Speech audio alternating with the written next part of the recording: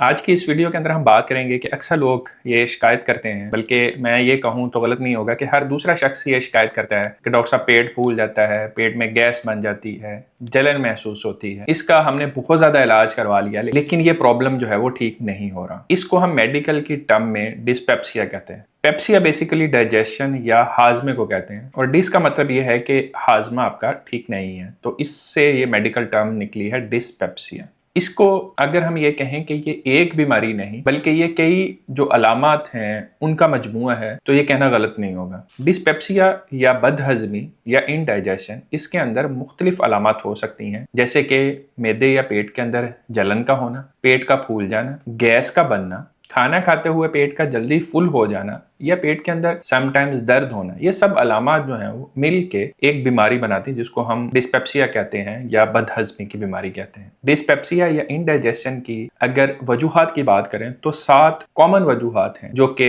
बदहजमी के या डिस्पेप्सिया के मरीजों में देखी जाती हैं। उसमें सबसे जो कॉमन हमारे यहाँ होती है वो एच पाइलोरी इन्फेक्शन की है। एच पाइलोरी एक ऐसा बैक्टीरिया है जो कि हमारे मैदे के अंदर होता है, लेकिन समटाइम्स ये क्या करता है कि जो मैदे की लाइनिंग होती है उसको डिस्टर्ब कर देता है, जिसकी वजह से फिर मैदे के अंदर ज़्यादा तेजाबियत बनती है, जिससे डिस्पेप्सिया या इंडाइजेशन बदहजमी का प्रॉब्लम होता है। बहुत सारे लोगों को इस बैक्टीरिया के बारे में इल्म नहीं होता, और जब वो इसकी तशखीस के लिए भी जाते हैं तो ऐसे टेस्ट की तरफ जाते हैं जो कि इसकी तशखीस में सही कारगर नहीं होता। मैं काफ़ी सारी वीडियोस में बता चुका हूं कि एच पाइलोरी की तशखीस के लिए जब भी आपने टेस्ट करवाना है, खून का टेस्ट नहीं करवाना, आपने स्टूल पखाने का टेस्ट करवाना है, या फिर एक टेस्ट होता है urea breath test. Urea breath test और स्टूल जो है एच पाइलोरी एंटीजन के लिए, ये तकरीबन 95% सेंसिटिव है। अगर ये पॉजिटिव आता है तो इसका मतलब यह है कि उस शख्स को एच पाइलोरी का मसला है। सेकंड जो बड़ी वजह है हमारे यहाँ वो है बहुत ज्यादा स्पाइसी खाने खाना, तंबाकू नोशी का इस्तेमाल करना, या फिर चाय का बेदरेग इस्तेमाल करना। तो ये हमारे यहाँ 3 बहुत ही कॉमन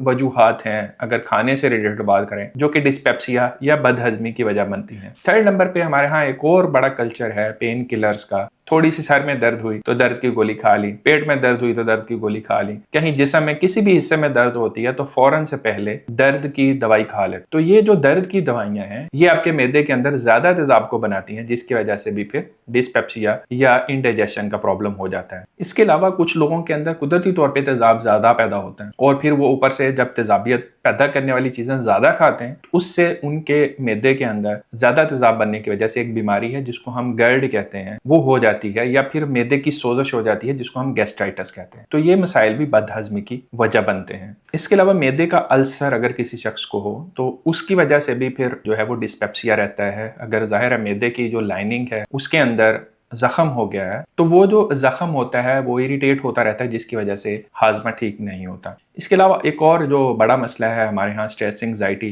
परेशानी का जो मसला है, उसकी वजह से भी मैदे के अंदर तेजाब ज़्यादा पैदा होता है। बहुत सारी रिसर्चेज में अभी ये देखा जा चुका है कि जो स्ट्रेस या एंग्जाइटी है आपके दिमाग को ही नहीं, आपकी गट को, आपके मैदे को भी असरअंदाज करती है। तो जिन लोगों को ज़्यादा स्ट्रेस परेशानी का मसला होता है उनके अंदर भी डिस्पेप्सिया का मसला होता है। इसके अलावा जो 7th रीजन है डिस्पेप्सिया या बदहजमी की, वो फंक्शनल डिस्पेप्सिया है। फंक्शनल डिस्पेप्सिया से मुराद ये है कि कोई शख्स जिसके अंदर हमने सारे टेस्ट कर लिए हैं, सारी एहतियाती तदाबीर भी करके देख ली हैं, लेकिन उसके बावजूद भी उसको इंडाइजेशन या डिस्पेप्सिया का प्रॉब्लम रहता है। ऐसे हमारे बहुत सारे मरीज हैं जिनके एच पाइलोरी का टेस्ट भी ठीक आता है बिल्कुल, और वो कोई ऐसी दवाइयां या खाने में भी बहुत परहेज कर रहे होते हैं, लेकिन फिर भी वो आके कहते हैं डॉक्टर साहब मेरा जो तेजाबियत का मसला है, बदहजमी का मसला है, वो ठीक नहीं हो रहा। तो ऐसे लोगों के अंदर जब हम सारे टेस्ट करने के बाद ये देख लेते हैं कि कोई भी खास वजह नजर नहीं आ रही डिस्पेप्सिया या बदहजमी की, तो ऐसे लोगों के अंदर हम लेबल करते हैं कि इन्हें फंक्शनल डिस्पेप्सिया का प्रॉब्लम है। तो ये 7 कॉमन वजूहात हैं जिनकी वजह से लोगों को बदहजमी का मसला होता है। जो नॉर्मल बदहजमी होना है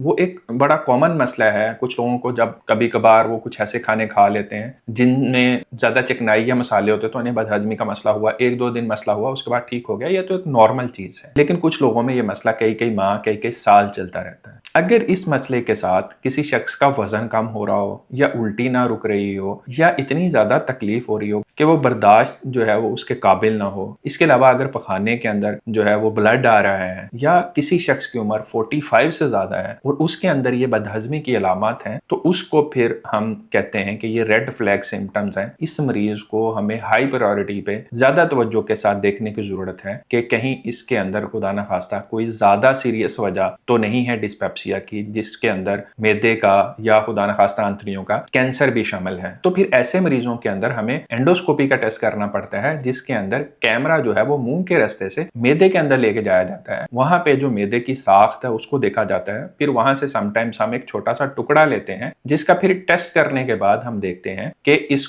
मरीज को डिस्पेप्सिया की कोई खतरनाक अलामत जैसे कि खुदा न खास्ता कोई कैंसर वगैरह तो नहीं है। इसके अलावा इसी टेस्ट के जरिए से हम एच पाइलोरी बैक्टीरिया की भी तशखीस कर सकते हैं, मैदे की सोजिश की भी तशखीस कर सकते हैं। तो ये टेस्ट हम हर मरीज को रिकमेंड नहीं करते, ये सिर्फ उन्हीं मरीजों के अंदर रिकमेंड किया जाता है जिनके अंदर कोई वार्निंग या रेड फ्लैग सिम्टम्स हो। नॉर्मल जो मरीज हैं, यंग पेशेंट्स हैं, उनके अंदर बगैर किसी टेस्ट के हम जो है वो पहले ट्रायल के तौर पे पीपीआई यानी प्रोटॉन पंप इनहिबिटर्स या मैदे की तेजाबियत कम करने वाली दवाइयों का इस्तेमाल करते हैं। ये 2 से 4 हफ्ते इस्तेमाल करने के बाद अक्सर मरीजों के जो इलामात होती हैं वो ठीक हो जाती हैं। रफली तकरीबन 50% मरीज जो हैं वो सिर्फ मैदे की जो तेजाबियत कम करने वाली दवाइयां हैं उनके इस्तेमाल से ही बेहतर हो जाते हैं। बाकी जो मरीज होते हैं उनके अंदर हमें फिर एच पाइलोरी बैक्टीरिया का टेस्ट करना पड़ता है, ये देखने के लिए कहीं एच पाइलोरी बैक्टीरिया की वजह से ये मसला तो नहीं हो रहा। बाकी फिर हिस्ट्री में भी पता चल जाता है कि खाना किस तरह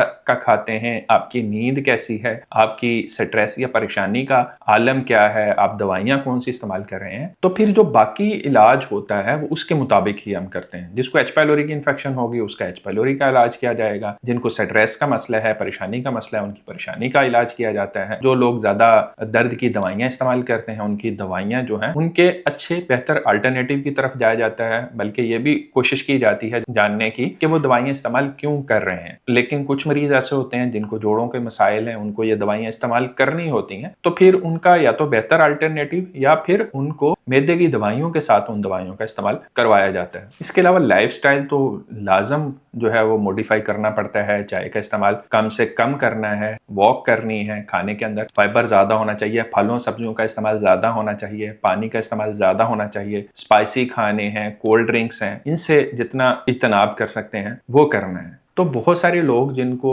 इंडाइजेशन या तेजाबियत का या फिर डिस्पेप्सिया का मसला है, बदहजमी का मसला है, उनकी डाइट ठीक करने से ही, उनका लाइफस्टाइल ठीक करने से ही तेजाबियत या बदहजमी का मसला ठीक हो जाता है। लेकिन बदकिस्मती से ये जो सबसे बड़ा फैक्टर है जिसको इंसान खुद बगैर डॉक्टर के पास जाए हुए भी ठीक कर सकता है, उसको ही ज्यादातर लोग ठीक नहीं करते। गैर मियारी घी में बनी हुई चीजें या खाने खाते रहते हैं, चाय बहुत ज्यादा इस्तेमाल करते हैं, सिगरेट पीते रहते हैं, फिर ये भी डॉक्टर के पास आके शिकायत करते हैं कि डॉक्टर साहब मेरा मैदा ठीक नहीं हो रहा। जब तक आप खुद अपने मैदे को अहमियत नहीं देंगे, उसकी सेहत को बेहतर करने की कोशिश नहीं करेंगे, दवाइयां आपको वक्ती तौर पर तो रिलीफ दे देंगी, लेकिन आपको ये मसला बार बार होता रहेगा। उम्मीद है इस वीडियो से आपको अच्छी यूजफुल इन्फॉर्मेशन मिली होगी। अगर वीडियो अच्छी लगी तो उसको लाइक करें, दोस्तों के साथ शेयर करें। इस तरह की मजीद वीडियोस को देखने के लिए चैनल को सब्सक्राइब भी कर लें। अल्लाह आपको, आपके घर वालों को और तमाम अहल को अपने हिफ्ज़-ओ-मान में रखे। अपना बहुत ख्याल रखिएगा। अल्लाह हाफिज।